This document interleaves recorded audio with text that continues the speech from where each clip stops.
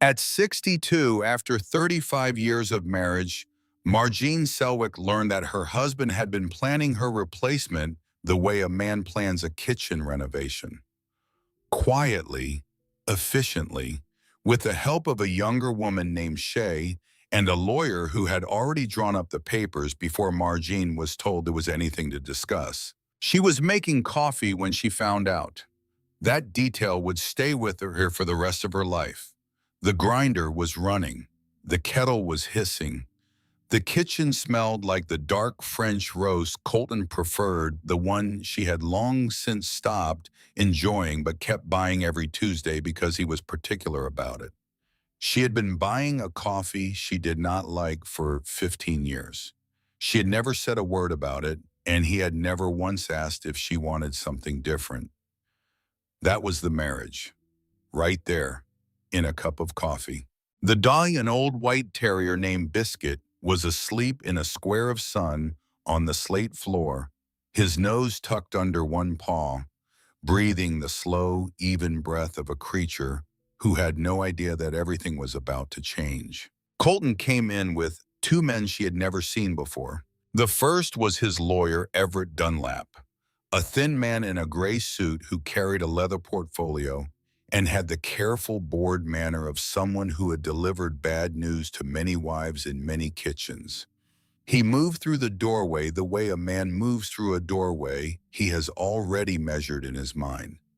The second man was a financial advisor whose name Margene would forget within the hour. He was younger, nervous, and he would not stop adjusting his cufflinks. They sat at her breakfast table without being asked. Everett opened the portfolio. Colton leaned against the counter, arms crossed, and would not meet her eyes. Everett cleared his throat. "Mrs. Selwick," he said, "Mr. Selwick has filed for divorce. We would like to walk you through the proposed terms." The kettle screamed. Margene turned it off. She poured the coffee.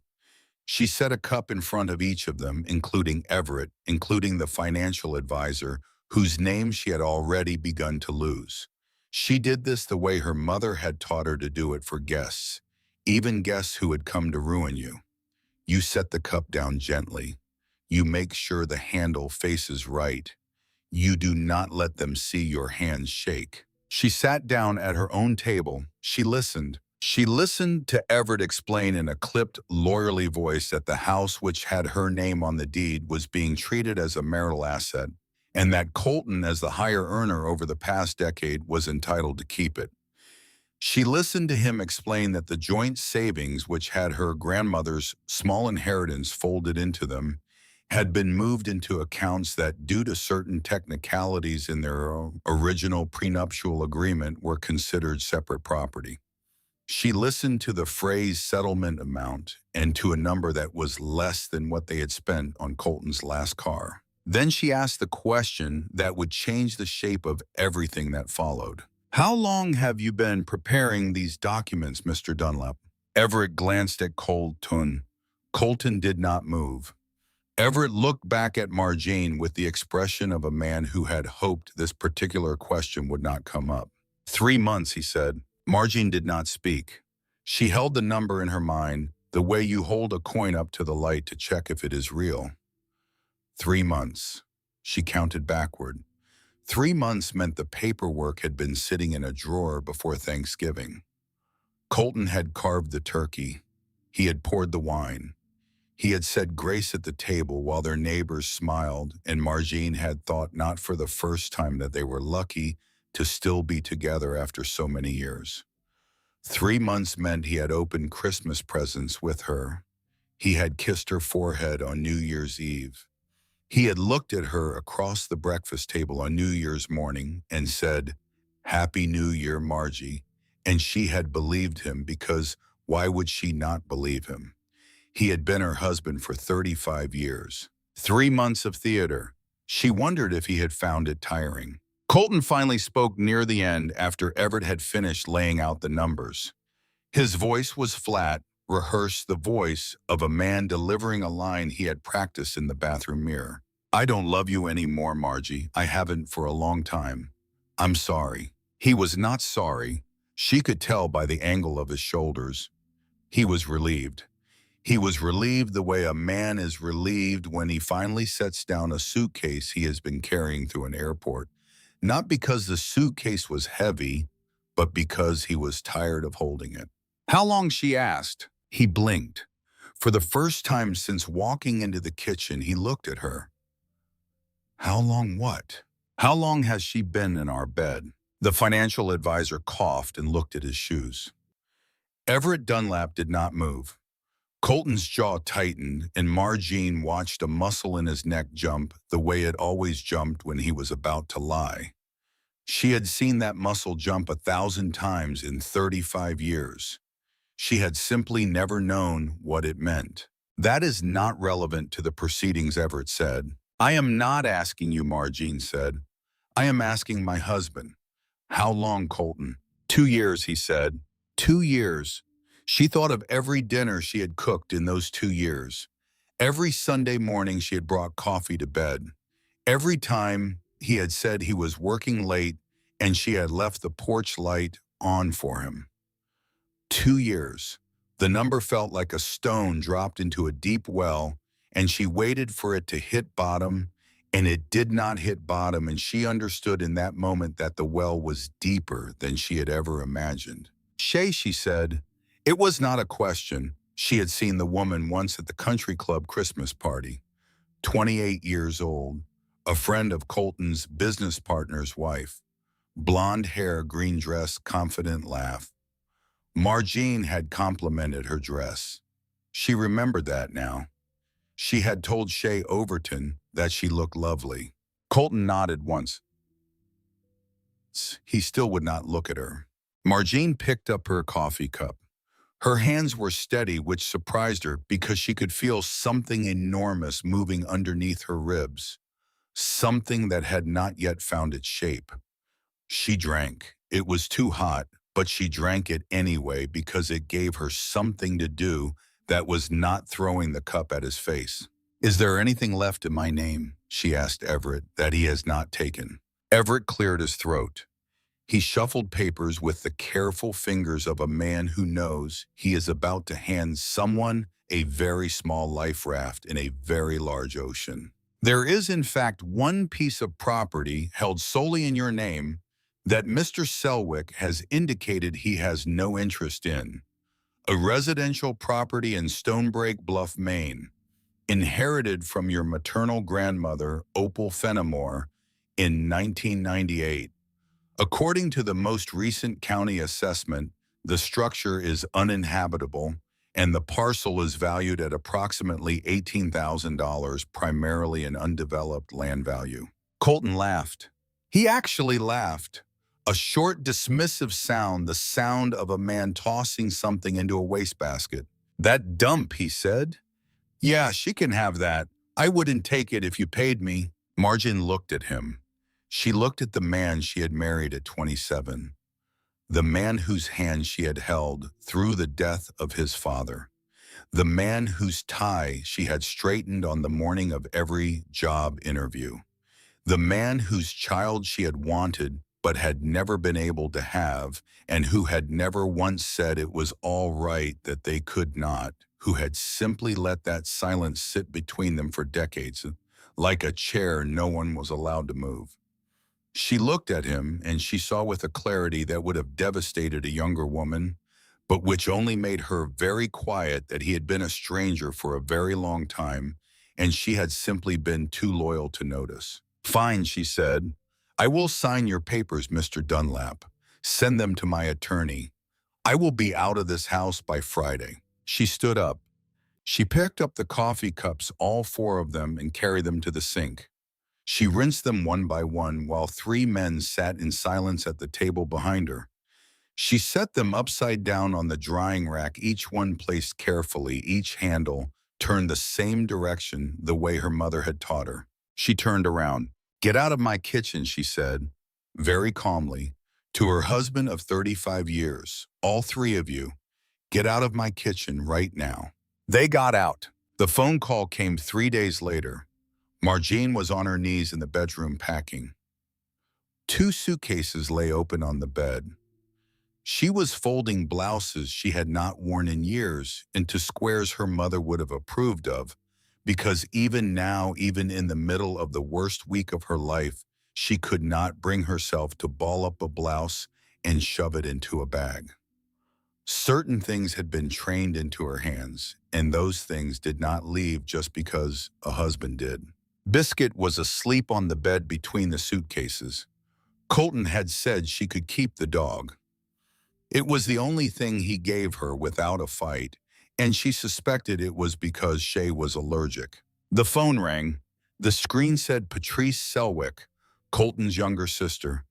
60 years old Hartford, the kind of woman who sent Christmas cards with professional family photos and who had once told Margene at a Thanksgiving dinner that marriage was about compromise, by which she clearly meant that Margene should compromise and Colton should not.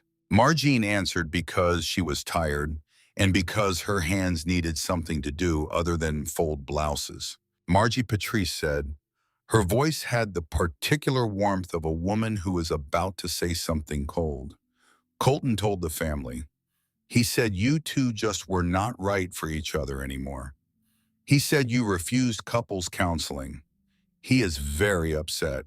Margene stopped folding. She held a white blouse in both hands and looked at it and thought about the word refused. She had never been offered couples counseling.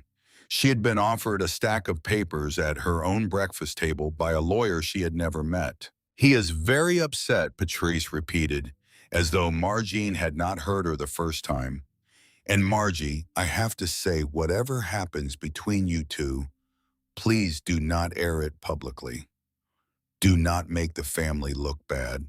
Colton has been very fair in the settlement. Very fair. Margene looked at the two suitcases on the bed. She looked at the bedroom she had slept in for 23 years. She looked at the closet where Colton's suits still hung in a row, each one on a cedar hanger she had bought, each one organized by season the way he liked. Patrice Margene said, ask your brother about Shay Overton. And while you are at it, ask him who came before Shay, because I do not think Shay was the first. She hung up. She stood in the bedroom holding the white blouse, and she felt something move inside her chest that was not grief exactly and was not rage exactly, but was closer to the feeling you get when you pull a nail out of a wall and the wall does not fall down. You realize the nail was not holding anything up. It was just a nail. And the wall was always the wall. She folded the blouse. She put it in the suitcase. She kept packing. By Friday, she had loaded everything into her 10-year-old Subaru on a gray October morning. 2 suitcases, her grandmother's sewing box, a wooden chest of letters she had not opened in 40 years, and Biscuit's bed and bowl. She did not say goodbye to the house. She did not look back at it as she pulled out of the driveway. In the glove compartment was a deed to a cottage she had not seen since she was 19, folded inside a Christmas card her grandmother had written in 1996. On the back of the card, in Opal Fenimore's small, steady hand, were directions. Past the chapel, right at the split rock, down the dirt road until you think you have gone too far. Then keep going. Margene drove east. Biscuit slept on the passenger seat, curled in a tight white knot, his nose tucked under one paw. She kept the radio off. She had not driven this far alone in 20 years. Colton had always insisted on driving. He said her left foot tapped the brake too often. He said she drove like a woman who was always expecting to be hit. Maybe she did. She did not care anymore. The first 3 hours were highway. Her mind went where it wanted. It wanted to go everywhere. Her wedding day, 1989, the white dress her mother had sewn by hand. The year they tried for a baby, the tests, the silences afterward that grew longer each month until they stopped talking about it entirely, and the silence became permanent, became part of the furniture, became something they stepped around the way you step around a coffee table in the dark. The Christmas in 1992 when Colton had given her a pearl necklace and she had cried because she thought it meant he loved her. The party where she had complimented Shea Overton's dress. She did not cry. She had cried herself dry over the 4 days of packing, and now there was nothing left in her. Only a kind of hollow forward motion like a boat that had cut its anchor and was drifting on a current it could not see. Around hour 4, the highway thinned into a 2-lane road. She passed a town called Creston, then a town called Pell, then a town with no sign at all. Only a closed gas station and a single yellow street light burning in the daylight. The trees changed. The pines pressed closer to the road, tall and dark and patient. She rolled the window down a crack. And for the first time in 35 years, she smelled the cold, wet salt smell of the Atlantic. Her chest cracked open in a way she had not expected. She pulled the car onto the shoulder. She put her forehead against the steering wheel. She did not cry exactly. She made a sound she had never made before, a low, rough sound from somewhere underneath her ribs, the sound of something that had been locked for a very long time, finally breaking its hinge. Biscuit lifted his head and looked at her with the patient confusion of an old dog. After a minute, he climbed into her lap and pressed his small, white head against her collarbone, and she sat on the side of the road with a dog in her lap and let the salt wind come in through the window. Then she looked at the road ahead, and she looked at the road behind, and for one long moment she sat at the fork of her life. 3 hours back to Connecticut. Patrice was in Hartford. Patrice would take her in. She could hire a lawyer, a real one, not Everett Dunlap, with his leather portfolio and his bored eyes. She could fight Colton for the house, for the savings, for the years. She could go back into the system he had spent 3 months preparing, and she could fight him inside it. Or she could drive forward into a cottage she had not seen in 43 years, a cottage the county said was worth $18,000, a cottage her husband had laughed at. She sat there. The wind came through the window. Biscuit breathed against her neck. She looked at the glove compartment where her grandmother's Christmas card was folded inside the deed. Down the dirt road until you think you have gone too far. Then keep going. She was not brave in that moment. She wanted to be clear about that later when people asked. She was not brave. She was simply too tired to turn around. Sometimes going forward is not courage. Sometimes it is just that going back would take more energy than you have left.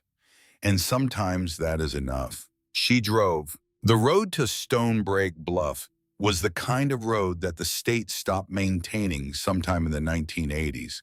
Cracked asphalt, patched and repatched mailboxes leaning at unlikely angles.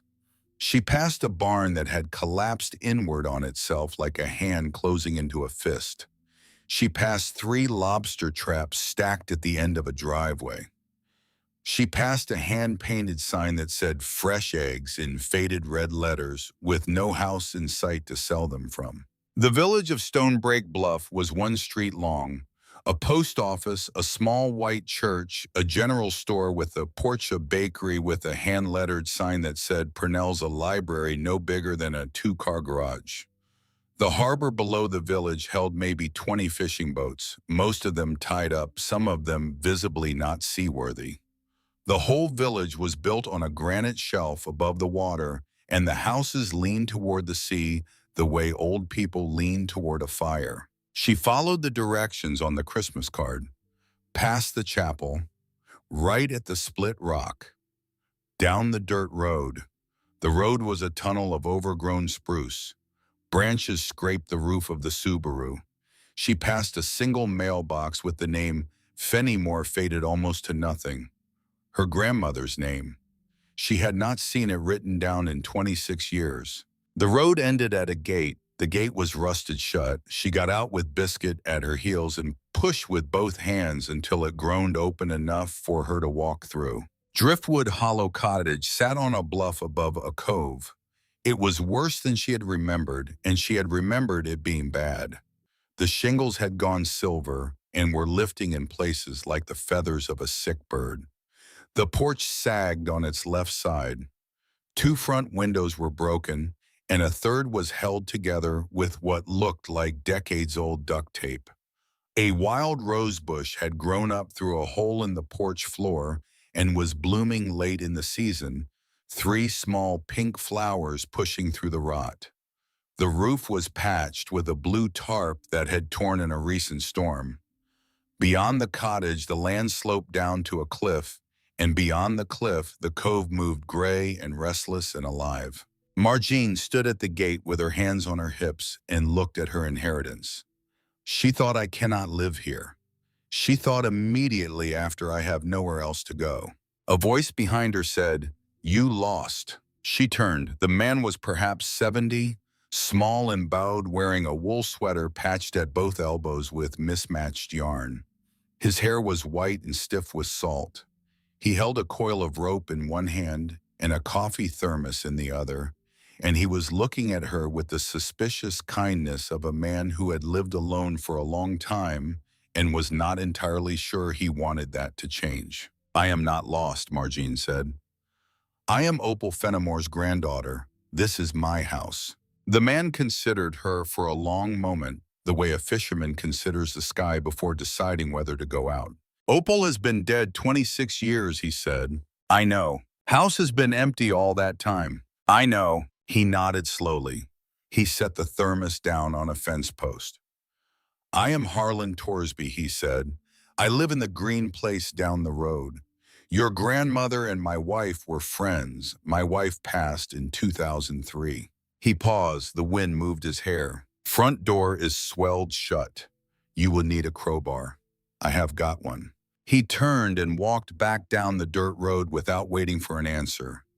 Margene watched him go, biscuit pressed against her ankle. She looked at the cottage again, and the wind came up off the cove and lifted the hair from the back of her neck, and she breathed in the salt and the spruce and the particular wet stone smell of the Maine coast. And somewhere underneath the exhaustion and the grief and the disbelief, something in her chest answered the wind. Not with words, with a small surprise lift, the way a gull lifts off water. Harlan came back with the crowbar, a flashlight, and a roll of plastic sheeting. He did not ask permission. He climbed the sagging porch steps the way a man climbs steps he has climbed, before set the flashlight down and worked the crowbar into the seam of the front door with the patient strength of someone who has pried open many things in his life. The door cracked on the third pull, releasing a breath of cold, trapped air that smelled of mildew and old paper and something faintly sweet. Lamp oil, Harlan said, as if she had asked. Opal kept lamp oil in the back pantry, probably still some there. He stepped inside ahead of her and swept the flashlight around. Margene followed with biscuit at her heels. The cottage had 4 rooms, a front parlor with a stone fireplace and a horsehair sofa under a dust sheet, a kitchen with a cast iron stove, a soapstone sink and a hand pump for water that Harlan tested by working the handle 5 times before a brown stream came out, then 10 times before the stream ran clear. A small bedroom with an iron bed frame and a quilt folded at the foot. A back pantry with shelves of mason jars, some still holding preserves so old they had gone black. The walls were hung with photographs and framed pencil sketches. The floors were wide pine boards, scarred and beautiful. A spider had built a web across one window so thick it caught the light like lace. Margene stood in the middle of the parlor and put her hand over her mouth. It is not as bad as the outside makes it look, Harlan said. He was watching her carefully. Roof is the worst of it. Stove still works. Pump still works. Walls are sound. Your grandmother built this place to last. My grandfather built it, Margene said. No, Harlan said. He said it simply the way a man states a fact he has no interest in debating. He helped. She built it. Opal laid every floorboard in this house herself. I was 12. I watched her do it. Margene stared at him. You are sure? I am sure. She had not known that. In 35 years of marriage, she had told Colton many times that her grandmother was a strong woman, and Colton had always nodded the way men nod at things they intend to forget, and she had let the subject pass. She stood now in the parlor of a house her grandmother had built with her own hands, and she wondered how much of her own life she had let pass the same way. Quietly, without argument, the way you let a door close behind you because someone else is already walking ahead and you have learned to follow. Harlan stayed for an hour. He showed her the trick to the stove damper, the trick to the pump handle, the place where the well house was hidden behind a stand of birch, the shed where Opal had kept her tools. He patched the broken front window with the plastic sheeting and a roll of duct tape from his truck. He did not accept the $20 bill she tried to give him. Pay me when you have got it to spare, he said, and not before. After he left, the light through the patched window was the color of old butter. Biscuit was asleep on the horsehair sofa as though he had lived there his whole life. Margene sat on the floor in front of the cold fireplace and ate a granola bar and listened to the cove move against the rocks below the cliff. Her third day in Stonebreak Bluff, she walked into the village to buy eggs and bread. Outside the white church, she met Pastor Ward Ainsley. He was 65, tall and lean, with gray eyes and a careful face that gave away nothing he did not choose to give away. He stood on the church steps with his hands in his jacket pockets and watched her approach the way a man watches someone entering a room he considers his. You are new, he said. It was not a question. I am Opal Fenimore's granddaughter. I am staying at the cottage. Ward nodded slowly. Opal was a parishioner here. She had her own way of doing things. His voice carried the tone of a man who was accustomed to deciding who belonged and who did not. Margene recognized it instantly. It was the same tone Colton used whenever he said, "You do not know how to do that, Margie." The tone of a man who believed he was protecting someone when what he was really doing was sorting them. You planning to stay along, Ward asked. Yes, winter here is not for people who are not used to it, Mrs. Selwick. I have seen folks come up every September and leave before Christmas. They leave empty houses and the village has to clean up after them. Margene looked at him. She looked at this tall man on the steps of his church with his careful gray eyes and his polite warning, and she felt something click inside her, a small metal sound like a latch catching. Pastor Ainsley, she said, I just drove 6 hours to a house with no electricity, no hot water, and no one in it. I am not here because I like the scenery. I am here because this is the only place left in the world where my name is on something. If I leave before Christmas, you will be the first to know. Ward looked at her. He did not speak. After a long moment, he nodded one short dip of the chin and stepped back into the church. Something in his eyes shifted. Not respect, not yet, but the acknowledgement that she had answered correctly and that he would be watching to see if the answer held. She walked onto Purnell's bakery. The woman behind the counter was perhaps 50 round-faced flour on her forearms, a long gray braid down her back. Her name was Luann. She asked Margene where she was staying, and when Margene said the old Fenimore place, Luann put down the bread knife and looked at her for a long moment. You are Opal's girl, Luann said. Granddaughter. I knew her. I was a little thing. She used to come into my mother's bakery and trade jars of preserves for bread. She had hands like sandpaper.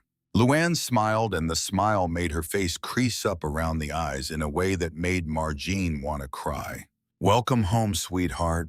Take that loaf. I will not take your money for it. Not on your first week. Margene tried to argue.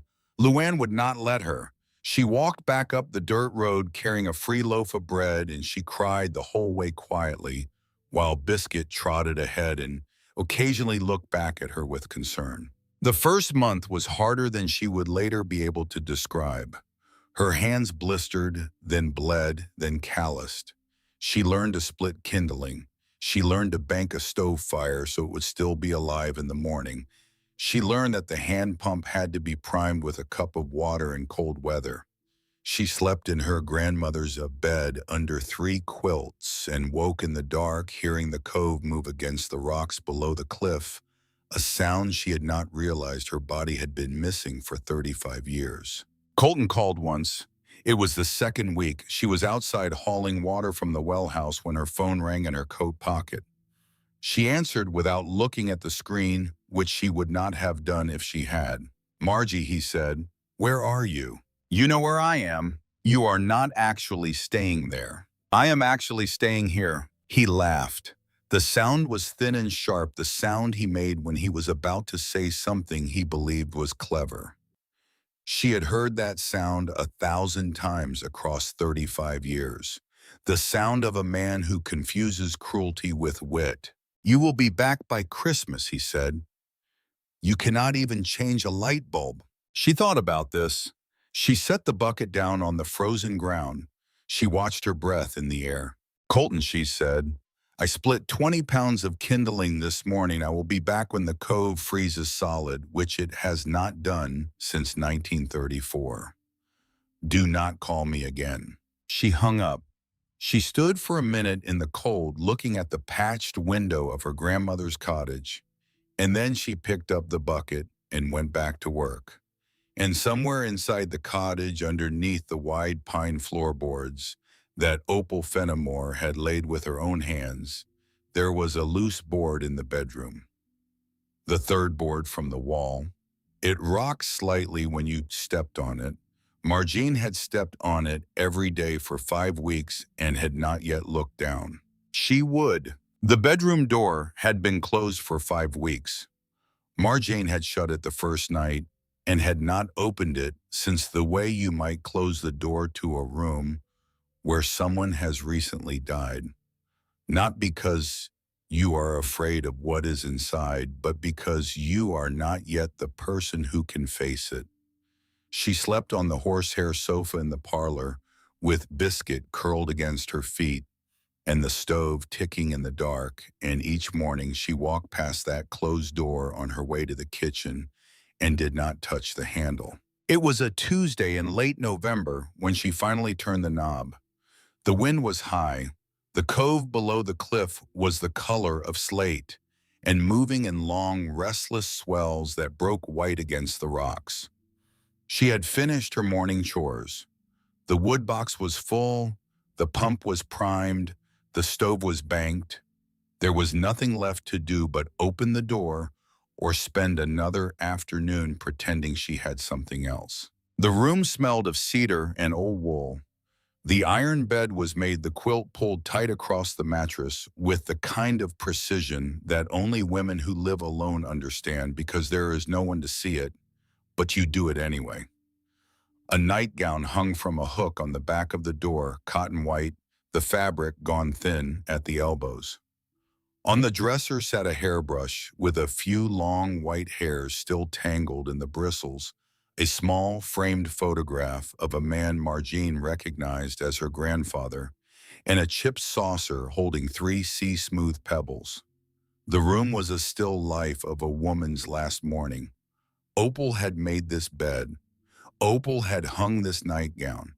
Opal had laid these 3 pebbles in this saucer, and then she had died, and no one had come to disturb them for 26 years. Margene sat on the edge of the bed. She put her face in her hands. She cried for her grandmother, who had died alone in this room in the winter of 1998, while Margene was 300 miles south in a black dress at a fundraising gala in Connecticut, holding a glass of champagne and laughing at something someone's husband had said. She had not come to the funeral. Colton had said the roads would be bad and the timing was wrong, and they would send flowers. She had let him decide. She had always let him decide. She cried for the 26 years she had let this cottage sit empty because Colton had said, What would we do with a shack in Maine? Not a question, a verdict. Then she stopped crying, and she sat very still on her grandmother's bed, and she looked at her own hands. They were soft, the nails were chipped where the polish was coming off. These were not the hands of a woman who built things. These were the hands of a woman who had been told to sit still. She had been sitting still for 35 years, and she had called it a life. Biscuit jumped onto the bed and pressed his side against her thigh. She scratched behind his ears. She thought, I do not know what I am doing here. She thought, I am 62 years old, and I am sitting in a dead woman's bedroom in a house with no electricity, and no plan, and no money, and no one. She thought, at least I still know how to love something that is right here in front of me. At least I still know that. She stood up. She stripped the bed.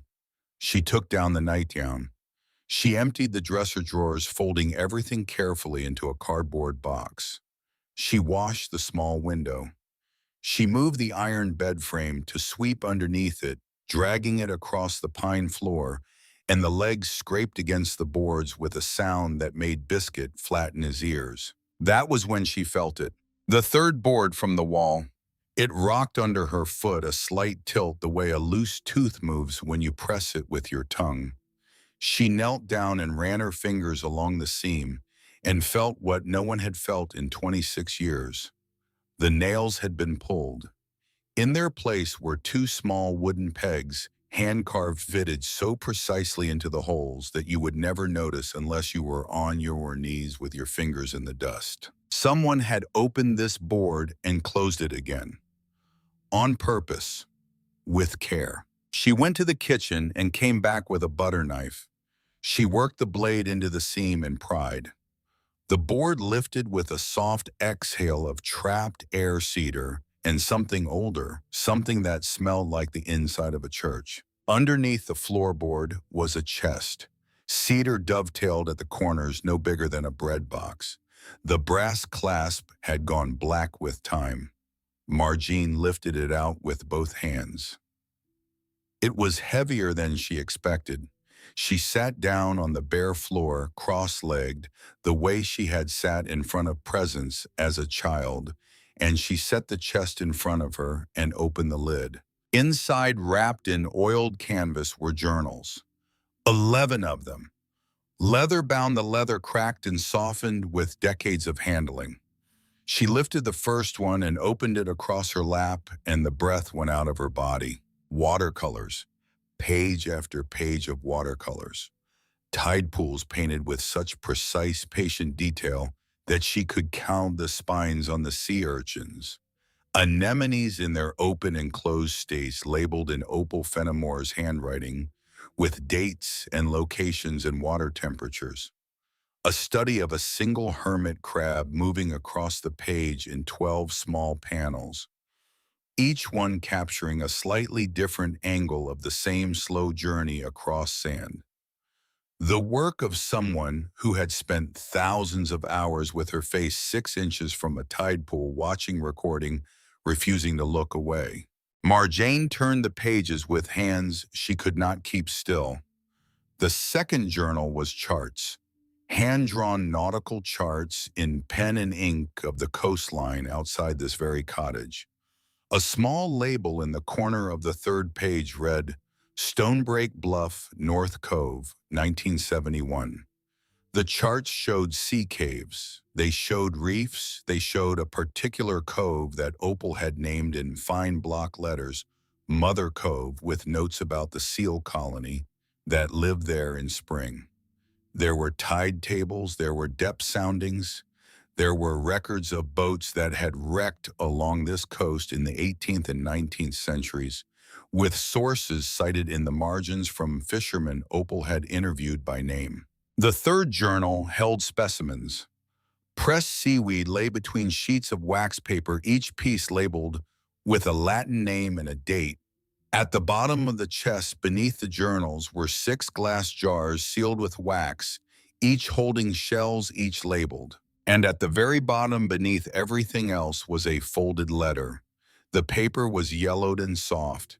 The handwriting on the front said, "To whoever finds this and loves the sea." Margene held it for a long time.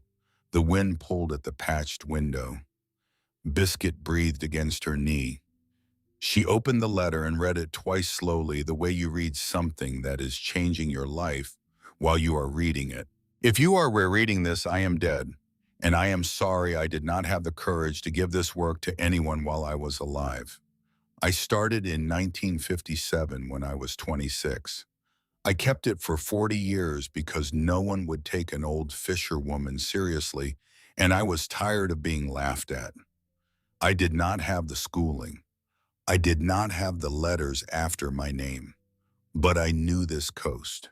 I knew the tide pools and the keys and the seasons of every creature that moved through this water. And I wrote it down because I knew it was disappearing and because I could not bear for it to disappear without anyone having loved it carefully enough to record it. Some of what I have drawn here cannot be found anymore. I have watched species leave this coast in my lifetime. I have watched coves seal up and reefs go dead. If anything in these books is useful to a person who knows what to do with it, please give it to that person. If no one finds this, that is all right too. I made it because it needed to be made. Take care of the cottage. Take care of the cove. Your grandmother, Opal Fenimore of Stonebreak Bluff, November 1996. Margene sat on the bare floor with the letter in her lap. She did not cry. Something larger than crying was happening inside her. She felt the entire shape of her life shift the way a heavy piece of furniture shifts when you finally push it to the place where it was always supposed to stand. She thought, "I have something to do." For the first time since the morning, Colton had walked into her kitchen with two strangers and a leather portfolio. She thought it without flinching. She did not tell anyone about the chest for almost 2 weeks. She read the journals first, all 11, in order, sitting at the kitchen table with the wood stove going and Biscuit asleep on her feet. She used a pencil. She underlined. She made notes in the margins of a separate notebook she had bought at the village store. She had not used a pencil that way in 40 years. Her hand remembered before her mind did. Opal had begun the work in the spring of 1957. She had been 26, married 2 years, living in a cottage on a cliff above a cove that most maps did not bother to name. She had walked the tide pools at low water with a sketchbook and a tin of watercolors and a copy of a marine biology textbook she had borrowed from the Stonebreak Bluff Library, a textbook Margene would later find on the parlor shelf with Opal's pencil notes crowding nearly every margin. She had taught herself the Latin names. She had taught herself the anatomy of creatures she could not identify, and had written letters by hand to a marine biologist at the University of Maine in 1962 asking for help with a particular species of sea slug. The biologist had written back. The reply was polite, brief, and dismissive. The reply of a man with letters after his name to a woman without them, and Opal had kept it folded inside the journal on the exact page where the slug was painted.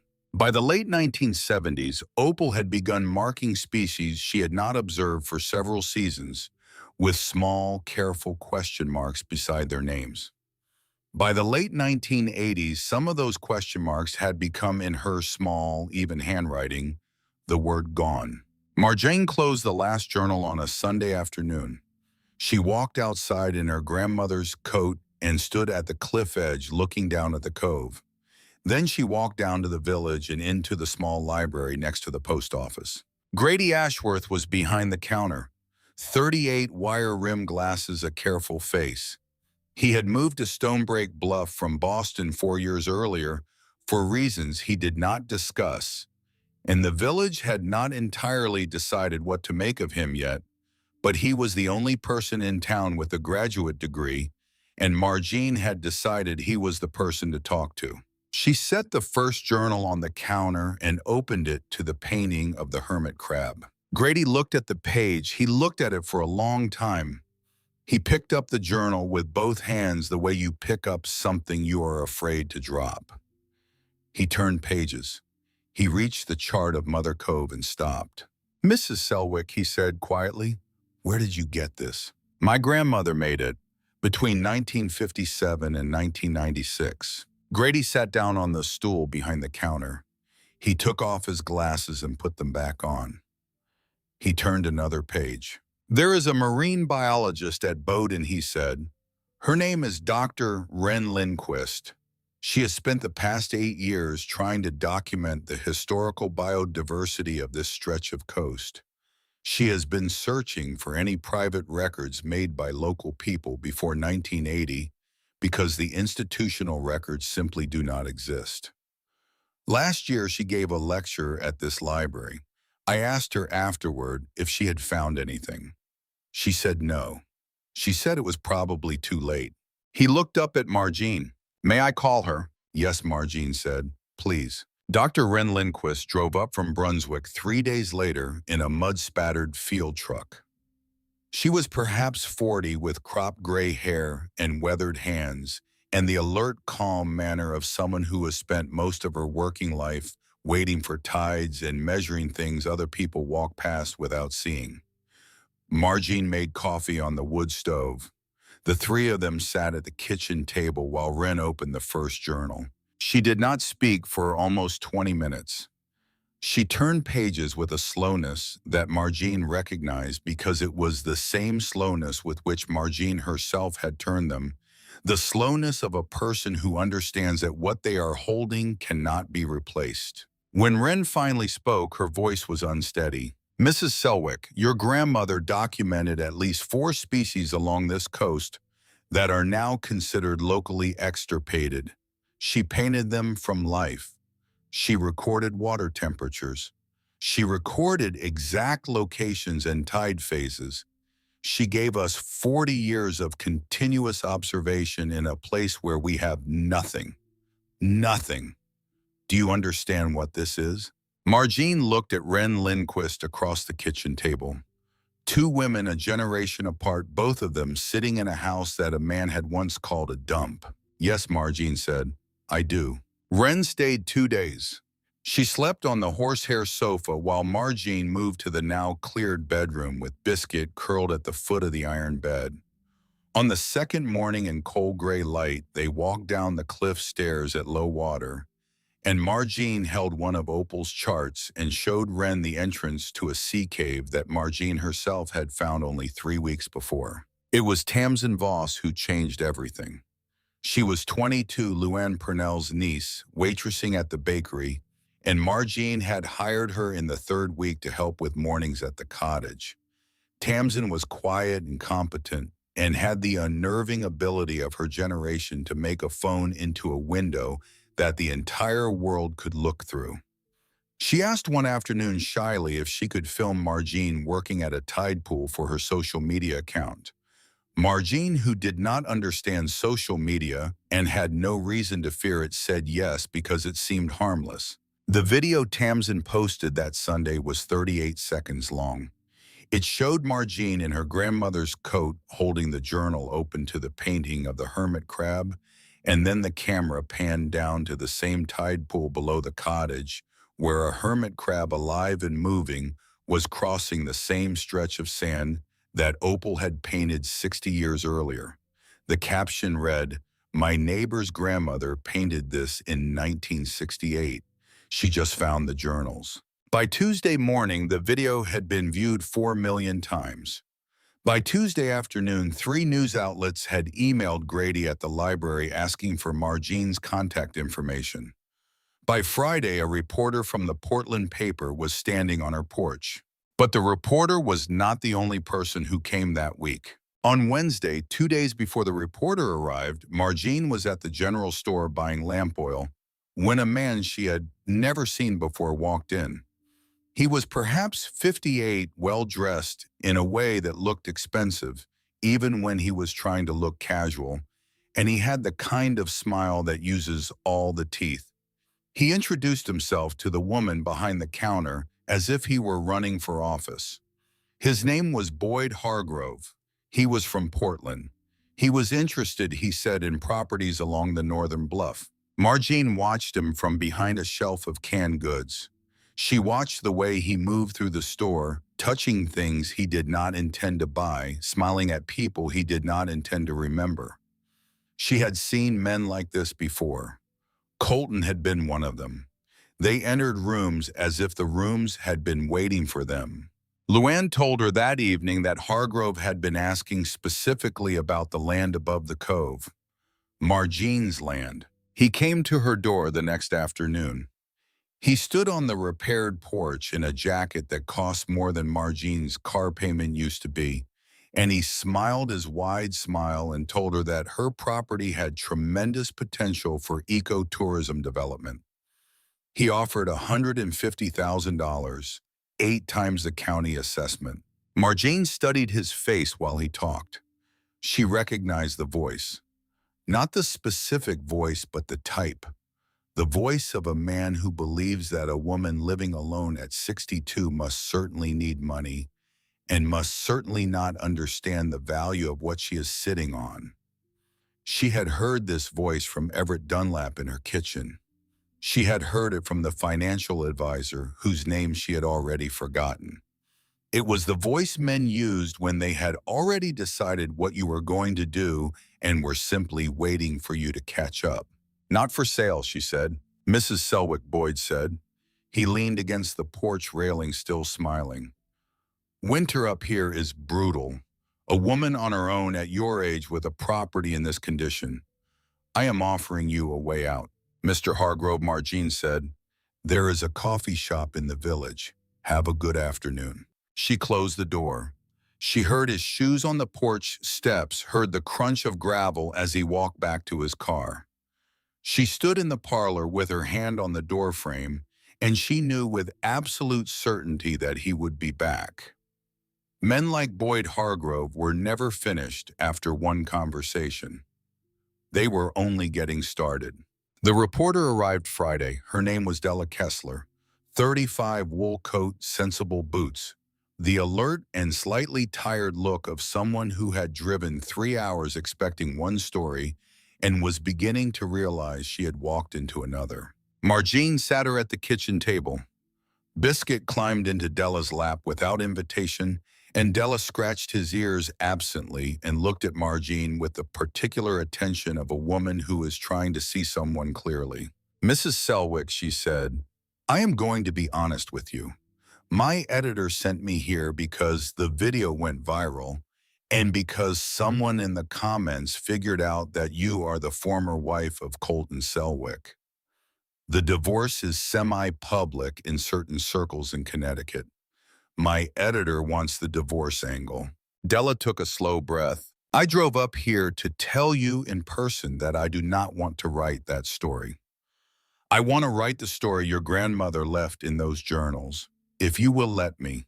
Margene looked at her for a long time. The stove ticked. Biscuit yawned. What is your name again? Della. Della. Drink your coffee, then we will walk down to the cove. The piece Della Kessler wrote ran in the Sunday edition 10 days later. 3,000 words and Colton's name did not appear in any of them. It was the story of a woman named Opal Fenimore, who had taught herself marine biology in a kitchen by a cove because no one would teach her and no institution would take her seriously. And it was the story of her granddaughter who had found 11 journals underneath a floorboard in a cottage everyone else had written off. After that piece ran, the cottage stopped being quiet. The storm came in January. It came at night the way the worst things always do, without warning and without mercy. A nor'easter that the Weather Service had predicted would track offshore turned inland at the last moment, and by midnight the wind was screaming across the bluff at speeds that made the cottage shudder on its foundation. Margene woke at 3 in the morning to a sound she could not identify. It was a dripping sound, fast and steady, coming from the back of the house. She lit the lamp. Biscuit was pressed against her legs, trembling. She walked through the dark parlor to the back pantry and when she pushed open the door, she stepped into an inch of water. The tarp on the roof had torn. Seawater and rain were coming through the ceiling in a steady stream, running down the walls, pooling on the floor. And on the pantry shelves where Margene had placed the journals while waiting for Wren to arrange the digitization, the water was soaking through canvas and leather and 40 years of irreplaceable work. She did not think. She grabbed all 11 journals and pressed them against her chest and wrapped her coat around them and carried them to the parlor, to the stove, to the only dry, warm place in the house.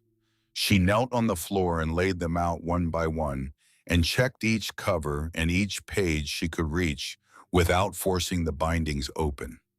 9 of the journals were dry. 1 was damp at the edges but intact. The 7th journal was ruined. She held it in both hands and watched the water drip from its spine. The pages were swollen and stuck together. The ink was running.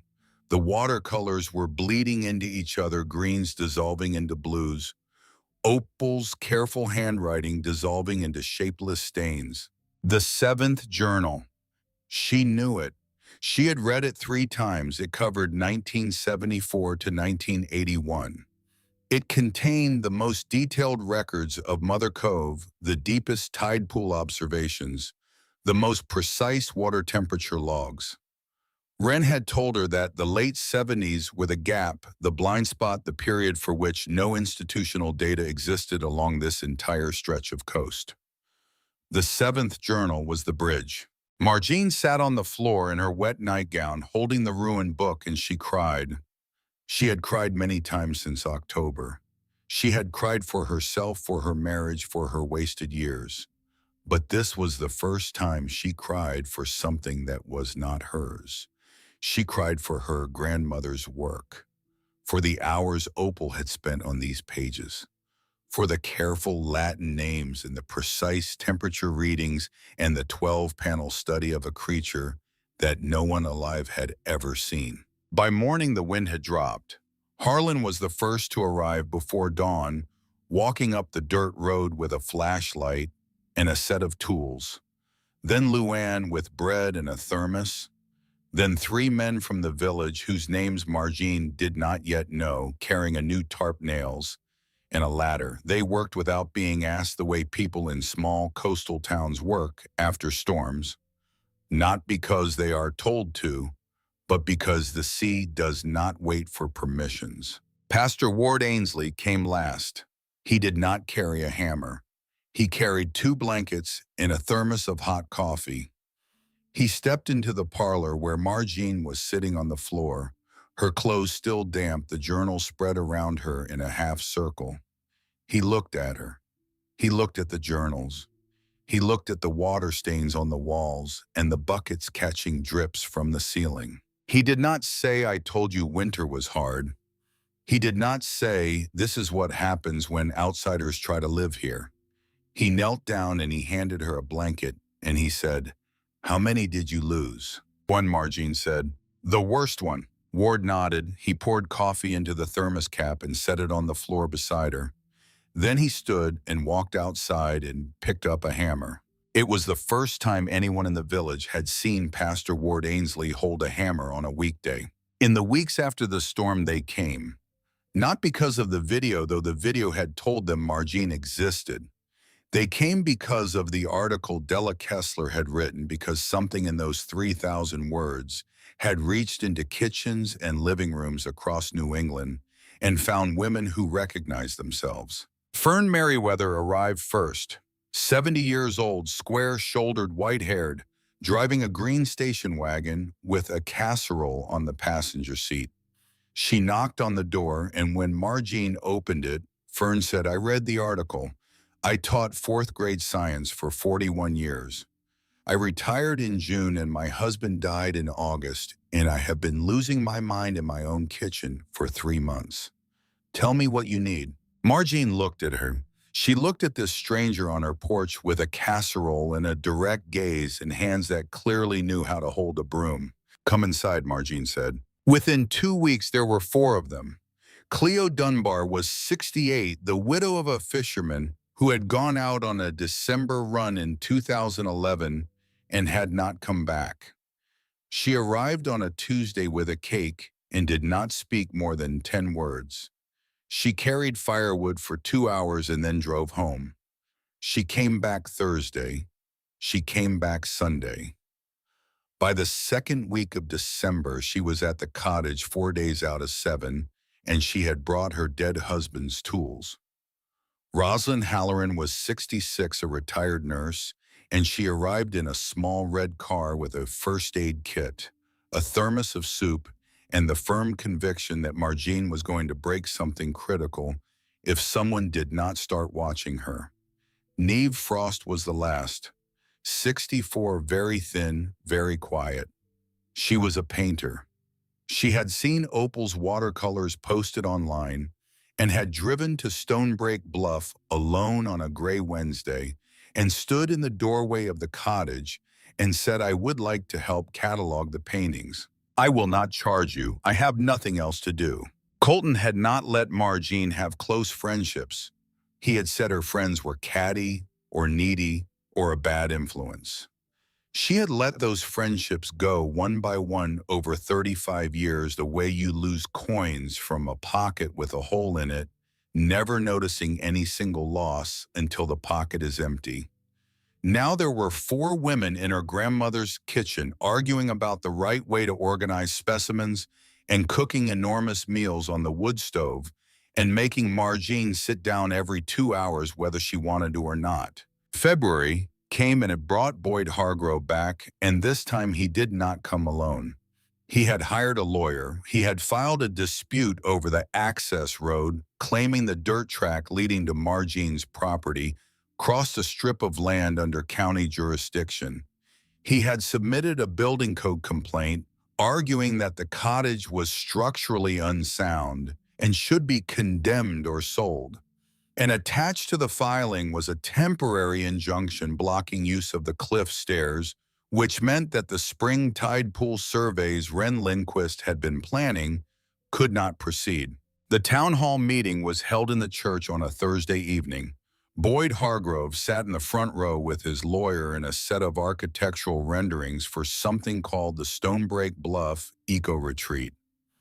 The drawings showed glass and timber buildings perched on the bluff where the cottage stood, a spa, a restaurant, a series of boardwalks leading down to the cove.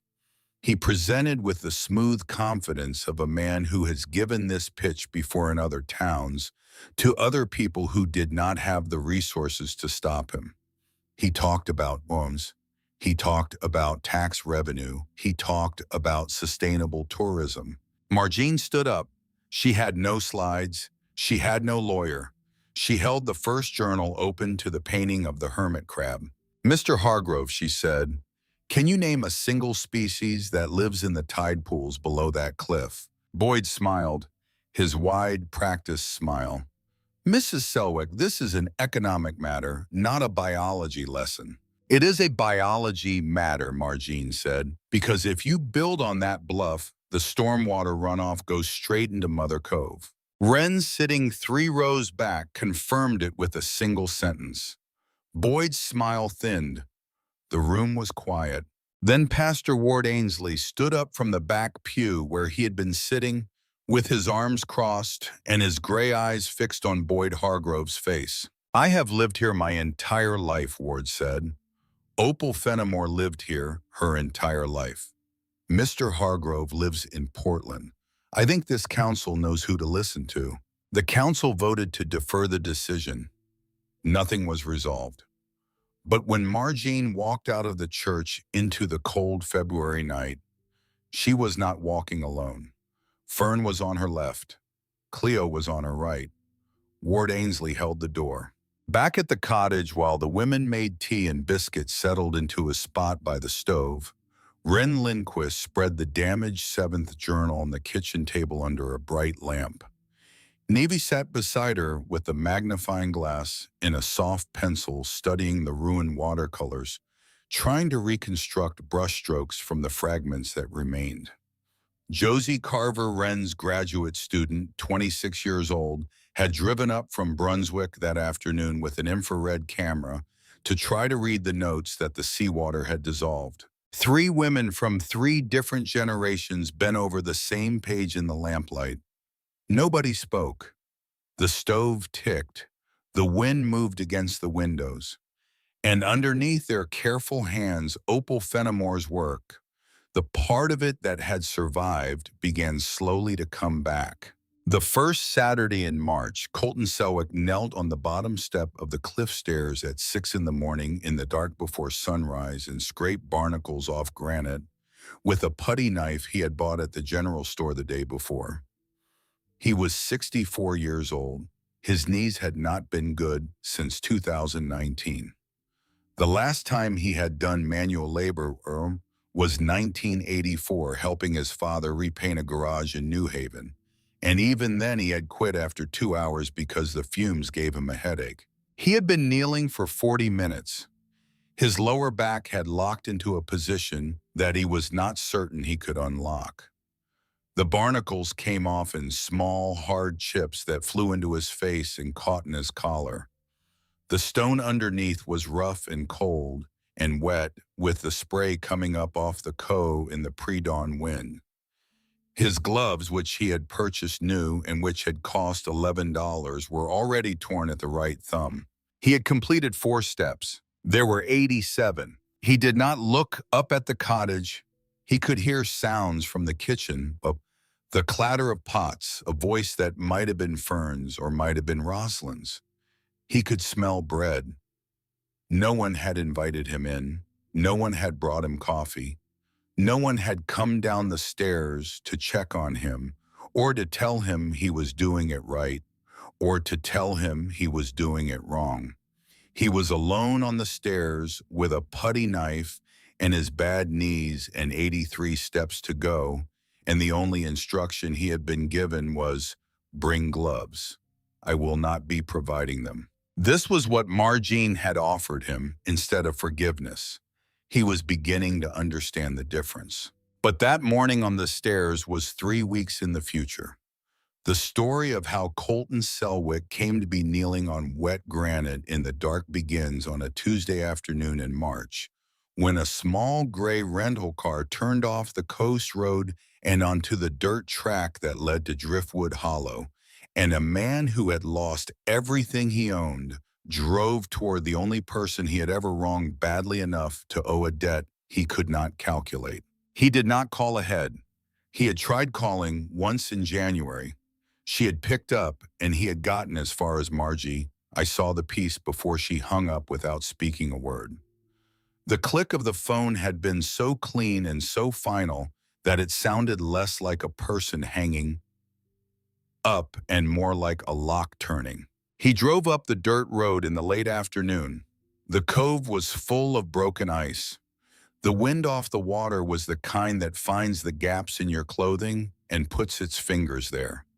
The cottage looked nothing like the place he had laughed at in October. The roof was new. The windows were glass, not plastic. Smoke came from the chimney. There were boots on the porch, 4 pairs of different sizes, and a clothesline strung between 2 posts with dish towels snapping in the wind. He parked. He sat in the car for a moment with the engine running. He looked at his hands on the steering wheel. They were smooth. They were the hands of a man who had spent 40 years handling paper and shaking other men's hands and signing documents that moved money from one place to another. These hands had never built anything. These hands had never held a putty knife. These hands had signed divorce papers on a Tuesday morning while a woman he had been married to for 35 years rinsed his coffee cup and set it upside down on the drying rack with the handle turned the right way. He turned off the engine. Inside the cottage, Biscuit stood up from his place by the stove and barked twice. Sharp, short 2 sounds like 2 nails being driven. He had not made that sound since the morning Margene had loaded the Subaru in October. Margene was in the parlor with Fern sorting through the small check that had been arriving at the post office for weeks, donations from women across New England who had read Della's article. She heard the barks and looked at the door and then looked at the window, and she knew who it was before she saw the car, because Biscuit only barked that way for one person in the world. The man who got out of the sedan was not the man she had married. He was thinner. His hair had gone almost white at the temples. He moved slowly, stiffly, the way men move when they have stopped exercising and have started spending their days in rooms they do not leave. He stood in the yard with his hands in his coat pockets and looked up at the cottage, and Margene watched him through the window and felt nothing. This surprised her. She had spent some part of every day for 5 months imagining this moment. She had imagined rage. She had imagined satisfaction. She had imagined a long speech she would deliver from the porch while he stood below her in the cold. She had imagined none of these things would happen, and none of them did. What she felt looking at Colton Selwick standing in the yard of a cottage he had once called a dump was a kind of vast empty calm, the calm that comes after a fever breaks and you realize you are going to live. Fern, she said without turning around, Colton is here. Fern set down the stack of envelopes. Do you want us to leave? No. Stay where you are, all of you. She pulled on her coat.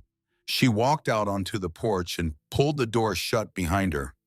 The cold hit her face. Colton stopped at the bottom of the steps. He looked up at her. He had the careful, unsteady expression of a man who had rehearsed a speech in the car and was now standing in the wind, discovering that the speech did not fit the moment. Margie, he said, do not call me that. He flinched. He nodded. He started again. Margene, I know I have no right to be here. I know that. I am not going to ask for anything. He stopped. He took a breath. The hedge fund collapsed in November. Shay left in January. The house in Connecticut went to the bank in February. I have been staying with my brother in New Haven. I read the piece in the Portland paper. I read the piece in the Times last week. I drove up here to tell you I am sorry. She watched him. The wind moved his hair. His coat was expensive, but wrinkled the coat of a man who had stopped hanging things up. That is it, she said. That is the whole speech. That is the whole speech. She let the silence go on. She let it stretch until it became uncomfortable, and then she let it stretch further until it became something else, something that had weight and texture, something that pressed against both of them. She did not care if it was cruel. She had earned this silence. She had paid for it in installments she had not known she was making. 35 years of installments, each one the size of a question she did not ask, because she had learned that asking made him impatient.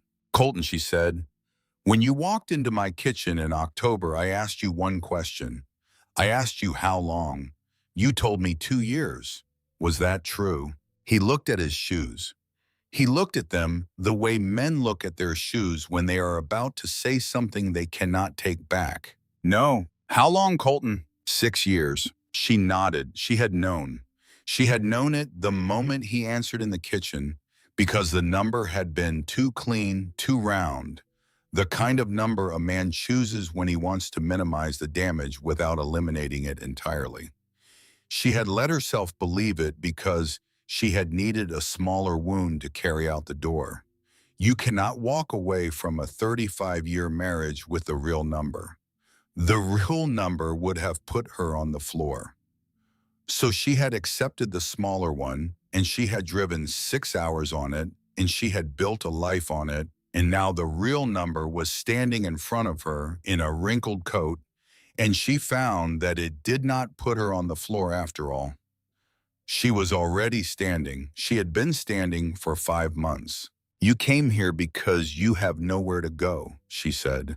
I came here because I owe you an apology. You came here because you have nowhere to go and you owe me an apology. Both things are true, Colton. Do not reduce yourself in front of me. You always did that. You always made yourself smaller than you were when you wanted something. It is the only thing about you I never respected. He did not answer. There was nothing to answer. She had said something that was true, and they both knew it, and the wind blew, and the cove moved below the cliff, and the afternoon light was turning the color of cold iron. Margene came down the steps. She stood in front of him in the yard in her grandmother's coat with her calloused hands in the pockets. He was taller than her. He had always been taller.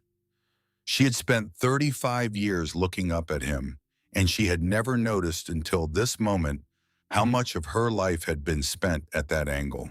"I am not giving you money," she said. "There is no money to give. Every dollar that comes into this place goes back into the project. The cottage is held in a trust now. It cannot be sold, and it cannot be borrowed against. And you are not in the will. I did not come for money. Then I will tell you what I tell every person who comes up that road wanting something. You can volunteer. We are here Saturdays at 6 in the morning. There is a set of stone stairs down the cliff to the cove that has not been cleared of barnacles and ice in 20 years. You can scrape barnacles. You can carry buckets. You can do it for as long as it takes you to learn what it feels like to build something that is not for yourself. If you do that for one full season without complaining, without asking for anything, without making it about you, we will talk again in October." "Not before." Colton stared at her. "Margene," he said, "I am 64 years old. I am 63. Cleo is 69. Harlan is 71. He did the roof. Make your decision." He stood in the yard for a long time. She did not help him. She had spent 35 years helping him make his decisions, and she was finished. She watched the wind and waited. "Saturday," he said finally, 6 a.m. "Bring gloves. I will not be providing them." She turned and walked up the steps and into the cottage, and she did not look at him again. Inside, Fern and Rosalind and Cleo were standing in the parlor. Fern raised one eyebrow. Cleo spoke first. "Stew is almost ready. You eating?" "I am eating," Margene said. She sat down at the table. Colton came every Saturday. He rented a room above Purnell's bakery for $16 a night. He learned to bank a stove fire badly at first, and then less badly. He scraped barnacles in November sleet and February ice. He did not complain because Margene had told him he could not, and because Cleo, who had buried a husband at sea, watched him from the kitchen window with eyes that did not invite complaint. It was the third Saturday when Harlan came down the stairs and sat on the step above the one Colton was scraping and drank coffee from his thermos and did not look at him and did not greet him. They sat in silence for 10 minutes, the old man and the younger one who was not young, the only sounds the scrape of the putty, knife, and the wind in the cove below. Then Harlan spoke without turning his head. "My wife," he said, "she died in 2003. Cancer. 14 months from diagnosis to the end. I was here every day. I did not leave for one day." Colton stopped scraping. He held the putty knife against the stone and waited. "I am not telling you because I am better than you," Harlan said.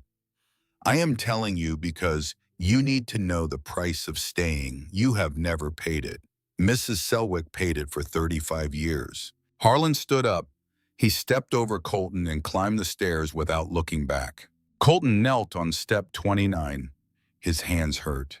His knees hurt. His back hurt. He thought about 35 years. He thought about a coffee she did not like that she bought every Tuesday for 15 years. He had never known she did not like it. He had never asked. He had never once in 35 years looked at her across the breakfast table and said, "Margie, is this the coffee you actually want?" He cleaned step 29. He moved to step 30. In April, Patrice came. She drove up from Hartford in her sedan and stood on the porch in a cashmere sweater that looked absurd against the weathered shingles in the muddy yard. She had not called ahead. She had spoken to Boyd Hargrove. She had a number. $200,000, Patrice said. He raised his offer. Colton needs the money, Margie. I know he was wrong. I know all of it now. But he is still my brother. Margene looked at her sister-in-law.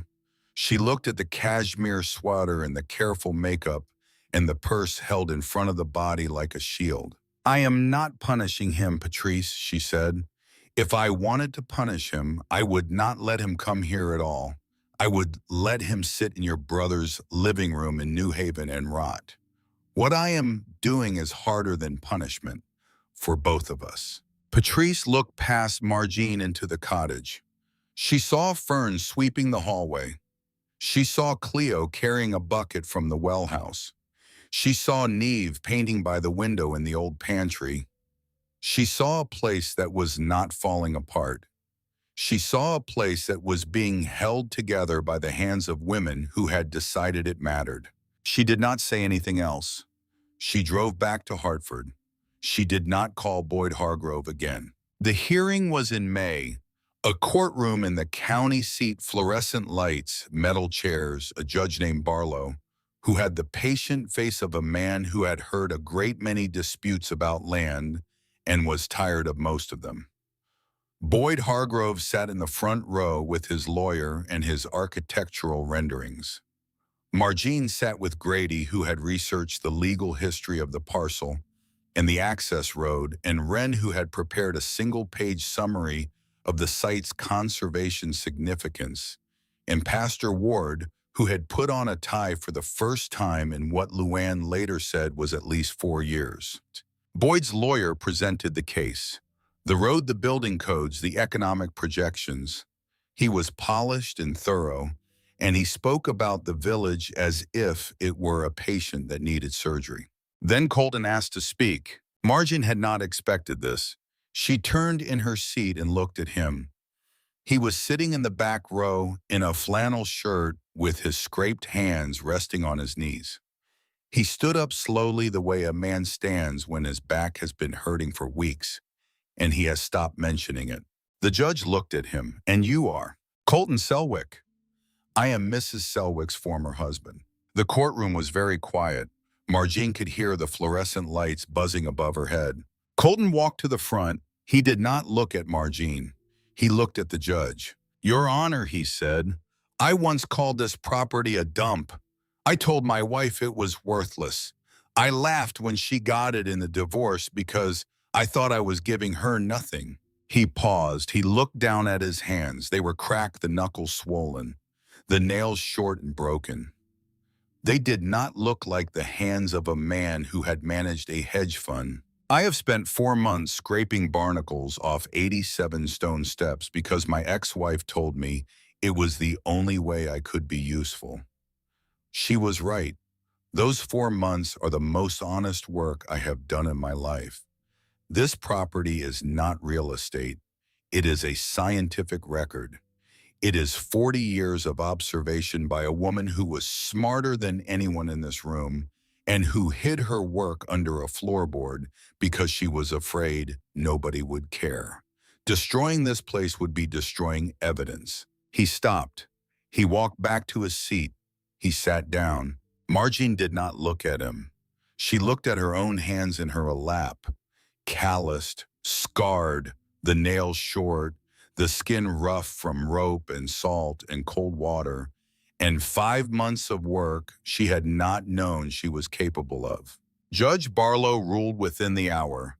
The property was held in a legitimate trust. The access road was a traditional right-of-way with documented historical use. The cottage was under active conservation assessment by Bowdoin College. The injunction on the cliff stairs was lifted. Boyd Hargrove's petition was denied. Boyd stood up, buttoned his jacket, and walked out without looking at anyone. His lawyer followed. The door closed behind them, and the courtroom let out a breath it had been holding. The months that followed were the fullest of Margene's life, and she did not waste them trying to understand why. She simply lived them. The Driftwood Hollow Marine Heritage Project became a registered nonprofit by spring of the second year. Wren's team digitized the 10 surviving journals and the specimen jars and the digital archive was adopted by marine biology programs at 6 universities. Two of the species Opal had documented were found in small numbers in coves that Opal had charted. Josie Carver defended her thesis successfully that summer. The cottage received 3,000 visitors a year now. Tamsin Voss, accepted into the journalism program at the University of Maine, managed the social media account, which had grown to 600,000 followers. Fern ran the volunteer program with the organizational precision of a woman who had managed 30 years of fourth graders. Cleo ran the tide pool tours, standing knee-deep in cold water at age 69, pointing out creatures with the calm authority of a woman who had grown up on the sea and had never stopped watching it. Rosalind ran the medical kit and increasingly ran Margene, who at 64 still tried to carry buckets she should not carry. Neve had her own small studio in what had been the back pantry, and her paintings of the cove, done in the layered watercolor style she had learned from Opal's journals, sold to fund the project. There was a waiting list. Harlan at 72 taught the spring boating course and showed no sign of stopping. Colton still came on the Saturdays. He had not missed one. He still scraped. He still carried. He had begun slowly and against his nature to be quiet around women who were working. In October of the first year, Margene had sat with him on the porch for 1 hour the way she had promised, and they had talked about 35 years of marriage with a directness that neither of them had ever managed while they were inside it. Colton said one thing that afternoon that Margene would remember. He said, "I knew you did not like that coffee. I knew since 2005. I saw you wince every time you drank it. I never said anything because if I said something, I would have had to admit that I let you buy it for 15 years without asking." Margene looked at him. "That is everything, Colton," she said. "That is the entire marriage in a cup of coffee." When he drove away that afternoon, Margene watched the car go down the dirt road, and she felt the thing in her chest that had been clenched since the morning in the kitchen finally let go. Not forgiveness. Something quieter than forgiveness and more honest. They were two people who had once been married and had hurt each other and were now learning to share a stretch of coast without pretending that the past was something other than what it was. In May of the second year, Margene was invited to give a talk at the New England Coastal Conservation Conference in Portland. She did not want to go. Fern and Wren insisted. They drove her down the coast in Wren's mud-spattered truck, and Margene, who had never spoken in front of more than 30 people in her life, walked onto a stage in a borrowed gray sweater and looked out at 400 biologists and conservationists and reporters and students. And she set a copy of Opal's first journal on the lectern, and she opened it to the painting of the hermit crab. She held it up so the room could see it. Her hands did not shake. "My grandmother painted this in 1968, she said. She was 37 years old. She had no degree. She had no funding. She had no one who took her seriously. She painted it anyway because she loved this coast and she could see that no one was looking at it carefully enough. She decided that she was going to look whether anyone wanted her to or not. She turned the page. She held up the chart of Mother Cove. My ex-husband told me 18 months ago that I was incapable of changing a light bulb. I was 62. I had spent 35 years believing him in ways I did not realize I was believing him. A neighbor who had watched my grandmother work told me she had built that house with her own hands. I had to choose who to believe." She paused. She looked up from the journal. "I want to say something today to anyone in this room, man or woman, who has been told that their useful life is behind them, that they are too old to begin, that their hands are not steady enough. I know a man who is 64 years old who has spent an entire Maine winter scraping barnacles off 87 stone steps because a woman told him that was how he could start over. He has not complained once. She let that sit. 400 people in a silent room. "We are not finished," she said. "We are tide pools. We are full of life that you cannot see from the path above. You have to come down to the water. You have to look carefully. You have to stop telling us what we are not and start asking us what we know." She closed the journal. The room stood up. Fern told her later that the applause lasted almost 3 minutes. Margene did not believe her, but she did not argue because Fern was not in the habit of being wrong. She walked back up the dirt road to the cottage that evening with Biscuit at her heels. The cove was gold in the last light, the water catching the low sun and throwing it back in long, bright bands that shifted and reformed and shifted again. She could hear from inside the cottage the sound of women laughing in the kitchen. She could smell bread. Somewhere below the cliff stairs, Cleo was calling up to ask if Margene wanted tea. She stood at the gate for a moment and looked at the house her grandmother had built with her own hands. She thought about a deed in a glove compartment and a Christmas card with directions written on the back. She thought about a morning in a kitchen in Connecticut where she had rinsed 4 cups and set them upside down on the drying rack and told 3 men to leave. She thought about a woman named Opal who had painted a hermit crab in 1968 because no one else would do it, and who had hidden the painting under a floorboard for 40 years because she was afraid that no one in the world would care. Someone had cared, someone had found it, someone had come home. Margene opened the gate. She walked up the porch steps. She put her hand on the door and she could feel through the wood the warmth of the stove and the noise of the kitchen and the particular vibration of a house that is full of people who have chosen to be there. She went inside.